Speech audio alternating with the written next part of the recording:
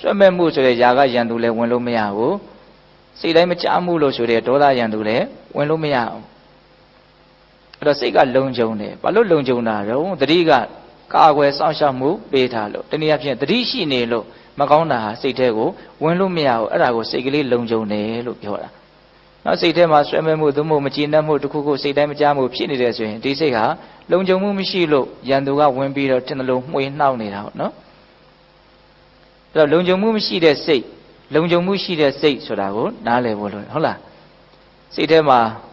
ယုံညံ့တဲ့အတွေ့အမျိုးမျိုးဖြစ်နေတယ်ဆိုရင်စိတ်ကမလုံခြုံဘူးနော်ဒါကြောင့်စိတ်လုံခြုံနေဆိုတဲ့စကားကိုစိတ်ထဲမှာဘာကိလေသာမှမရှိဘူးတန်ရှင်းတဲ့သဘောစင်ကြယ်တဲ့သဘောမြင့်မြတ်တဲ့သဘောလေးနဲ့တကယ့်ကိုတိတ်ခါရှိရှိဖြစ်နေတဲ့အနေအထားမျိုးလေးကိုဒါစိတ်လုံခြုံတယ်လို့ဒီလိုနားလည်ရမှာဟုတ်လားအဲ့ဒါဘာရှိမှစိတ်လုံခြုံမှာတော့တတိရှိမှစိတ်လုံခြုံပဲတတိကတော့ဒီဒေသနာရပြောမယ်ဆိုရင်ဘာရှိမှရှိမှာတော့ကိုယ့်ကိုယ်စောရကတက်ပါများမှကိုယ့်ကိုယ်စုံစမ်းမှများမှကိုယ့်ကိုယ်စစ်ဆေးပါများမှအပ္ပမဒအားကောင်းပြီးတော့တတိရှိလာမယ်ဆက်နေတယ်နော်အဲ့ဒါလိုတတိရှိလို့ကိုယ်စိတ်ကလေးကလုံခြုံလာပြီဆိုရင်ဘာဖြစ်မလို့တဲ့နော်သောအတ္တဂုတ်တတတိမှာဒုက္ခံဘိက္ခုဝိဟာဟိတိတတိရှိလို့စိတ်လုံခြုံပြီဆိုလို့ရှိရင်ဒုက္ခံချမ်းချမ်းသာသာဝိဟာဟိတိနေရပါလိမ့်မယ်တဲ့ဟောဒါကလိုလားအပ်တဲ့အကျိုးကျေးဇူးပေါ့နော်တတ္တဝါတိုင်းနှလုံးစိတ်ဝမ်းငြိမ်းချမ်းပြီးတော့ချမ်းချမ်းသာသာနေလိုကြတာကြီးပါပဲဟုတ်လားသို့တော့နေလိုပေမဲ့လို့လည်းပဲချမ်းသာတဲ့အကြောင်းရှိမှလည်းပဲချမ်းသာမှာကိုဟုတ်တယ်မဟုတ်လားအဲ့တော့ချမ်းသာတဲ့အကြောင်းကဘာလဲစိတ်ချမ်းသာတဲ့အကြောင်းကဘာလဲစိတ်လုံခြုံမှုရှိမှစိတ်ချမ်းသာမှာတနည်းအားဖြင့်ဒီစိတ်ကိုနှိပ်စက်မဲ့ရန်သူမရှိမှစိတ်ကချမ်းသာမှာဒီစိတ်ကိုပင်ပန်းအောင်လုပ်မဲ့အရာမရှိမှဒီစိတ်ကတက်တာမှာနော်ဒီစိတ်ကိုပူလောင်အောင်လုပ်မဲ့အရာမရှိမှဒီစိတ်ကအေးချမ်းမှာပေါ့နော်ဒါကြောင့်ပိဋကပေါင်းသူတော်ကောင်းတို့တူတူလေးနဲ့လူရင်းရောက်တဲ့ဂါထာလေးပဲလို့ဒီလိုလည်းပဲနားလည်လို့ရတယ်နော်ကိုယ့်ကိုယ်စောတကတက်ပါကိုယ့်ကိုယ်စုံစမ်းစစ်ဆေးပါဒါဆိုလို့ရှိရင်အပ္ပမဒအားကောင်းပြီးတော့တတိမြဲလာတဲ့အတွက်ကြောင့်တင့်ရဲ့စိတ်ဟာလုံခြုံလာပါလိမ့်မယ်လုံခြုံလာပြီဆိုလို့ရှိရင်ကိုမျောမှန်းတဲ့ချမ်းသာဟာအနည်းနဲ့အများဆိုသလိုရလာလိမ့်မယ်ဒါရိုးရိုးလေးနားလေးရပါနော်ဒါကကိုယ်စိတ်ကိုချမ်းသာအောင်ကောင်းမွန်အောင်ကြိုးစားအထုတ်တဲ့နိလန်ပေါင်းများစွာတဲ့ကမြတ်စွာဘုရားပေးထားတဲ့နိလန်တစ်ခုလက်တွေ့အသုံးချကြည့်ပေါ့နော်ကိုစောရကတက်ပါကိုစုံစမ်းစစ်ဆေးပါဒါဆိုလို့ရှိရင်တတိရှိလာပြီးတော့စိတ်ကလေးလုံခြုံပါလိမ့်မယ်ဒါဆိုရင်ချမ်းချမ်းသာသာနေရပါလိမ့်မယ်တဲ့တော်တော်ကောင်းတယ်နော်ဒီကထာလေးအဲ့ဒါမြတ်စွာဘုရားဘာကြောင့်ဒီကထာကိုဟောတာတော့ဒီကထာလေးဟောရခြင်းရဲ့အကြောင်းနေတဲ့ဝတ္ထုလေးနဲ့ဆက်ပြီးတော့ပြောရင်ပို့ပြီးတော့ဒီကထာလေးရဲ့အဓိပ္ပာယ်လေးကပို့ပြည့်စုံသွားမယ်ပေါ့မြတ်စွာဘုရားလက်ထက်ကနင်္ဂလမထေဆိုတာရှိတယ်နင်္ဂလဆိုတာဗမာလိုထွန်တုံးလို့အဓိပ္ပာယ်ရတယ်သူကလူဘဝတုန်းကအလွန်ဆင်းရဲတယ်နော်ဆွေမရှိမျိုးမရှိမိသားစုဝင်းမရှိသူများအိမ်မှာကပ်ရက်နေပြီးတော့နော်သူများရဲ့လေကိုအငှားထွန်မှသာလင်ထမင်းစားရတဲ့ဘဝပေါ့နော်အလွန်ဆင်းရဲတဲ့ဆင်းရဲသားတစ်ယောက်အဲ့ဒါတနေ့တော့အစွန်းနွမ်းလေးဝက်ပြီးတော့အဲ့ဒီထွန်တုံးထမ်းပြီးတော့သူလဲထွန်ထွက်မယ်ပေါ့နော်အဲ့ဒါလမ်းမှာယဟန်တော်တစ်ပါးနဲ့တွေ့တယ်အဲ့ဒီယဟန်တော်ကသူ့ကိုလည်းပဲမကြာခဏတွေ့နေပုံရပါတယ်ဒါကြောင့်တနာမှုရှိတယ်မေတ္တာကရုဏာအားကြီးတဲ့ယဟန်တော်လို့လည်းဆိုနိုင်တယ်အဲ့ဒီတကားကိုတွေ့တော့ဘာပြောတုံဆိုတော့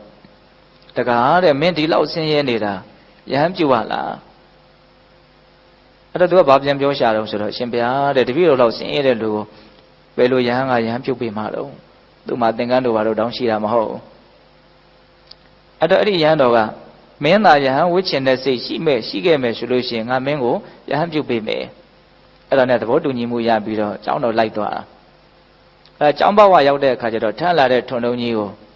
ကျောင်းဘဝကတစ်ပင်တစ်ပင်မှာထောင်ထားခဲ့တယ်ထောင်ထားပြီးတော့ကျောင်းထဲစီဆက်လိုက်သွားပြီးတော့သူ့ကိုအဲ့ဒီယဟန်တော်ကရေမိုးချိုးပေးတန်တန်ရှင်းရှင်းဖြစ်အောင်တော့လုပ်ပေးတယ်လို့ဆိုတယ်ပြီးတော့သူ့ကိုကိုရင်ကြီးဝှက်ပေးပြီးတော့ယဟန်ခံပေးလိုက်တယ်ပေါ့အဲ့ဒါနဲ့သူ့ရဲ့ပစိုးနွမ်းလေးကိုလွှတ်ပြလိုက်တာမဟုတ်ဘူးစောစောကကျောင်းဘဝမှာထွန်တုံးထောင်ထားတဲ့တစ်ပင်ကိုသွားပြီးတော့ချိတ်ထားလိုက်တာအဲ့ဒီတစ်ပင်ပေါ်တက်ကိုင်းတကိုင်းမှာတင်ထားလိုက်တာအဲ့ဒီယဟန်တော်ကမြတ်စွာဘုရားရဲ့ဘုံရိပ်ကံရိပ်ကိုအမိပြုတ်ပြီးတော့ရှင်သန်ရတာဖြစ်တဲ့အတွက်ကြောင့်အလွန်ချမ်းသာတယ်ပေါ့နောက်ပစ္စည်းလေးပါလဲပူပန်စရာမလိုဘူးပြောရရင်ကောင်းကောင်းစားရတယ်ကောင်းကောင်းနေရတယ် ဒါကြောင့်အချိန်တိုလေးအတွင်းမှာပဲနော်ပြောင်ဖြစ်လာတယ်စိတ်လည်းအလွန်ချမ်းသာတယ်သူ့ဘဝရဲ့အချိုးအကွေကြီးပေါ့နော်သူ့ကိုယဟန်ပြုတ်ပေးတဲ့ယဟန်ကိုလည်းအလွန်ကျေးဇူးတင်တယ်ဩစောတော်လေးရစငါဒီလိုဘဝမျိုးကိုရောက်ခဲ့လို့ရှိရင်တော်တော်ကောင်းမှာယဟန်ပြုတ်ရတာနောက်ကျလိုက်တာပျော်တယ်ပေါ့နော်ယဟန်ဘဝမှာဒါပေမဲ့စိတ်ဆိုတာခက်တယ်အဲ့လိုပြောနေတဲ့ဂျားတွေကပဲဖောက်လာဘာဖြစ်လာတော့ဆိုတော့လူထွက်ချင်တယ်တဲ့ဟုတ်လားအဲ့လိုလူထွက်ချင်တဲ့စိတ်ကြီးဘာလို့ပေါက်လာတာတော့နော်ဒီသင်္ကန်းဝတ်ကြီးနဲ့ तू ကဘလောက်လွတ်လက်ကြီးဆိုးလို့မိုက်လို့ရမလဲမရဘူးနော်တကယ်လို့တောက်ချင်စားချင်တဲ့စိတ်တွေပေါက်လာတယ်ဆိုရင်လုပ်လို့မရဘူးလေဟုတ်လားဒါကြောင့်လူဝတ်နဲ့သာလဲထင်တယ်လို့ဆိုးလို့မိုက်လို့ရတာအဲ့တော့ဆိုးချင်မိုက်ချင်စိတ်ပေါက်လာတယ်လို့ပဲဆိုကြရမှာအောင်လူထွက်ချင်တဲ့စိတ်ကြီးပေါက်လာတယ်ဖောက်လာတယ်ဒါပေမဲ့ तू အတုကို तू နားလေတယ်ဒါဟာမတင့်တော်တဲ့အတွေ့ပဲ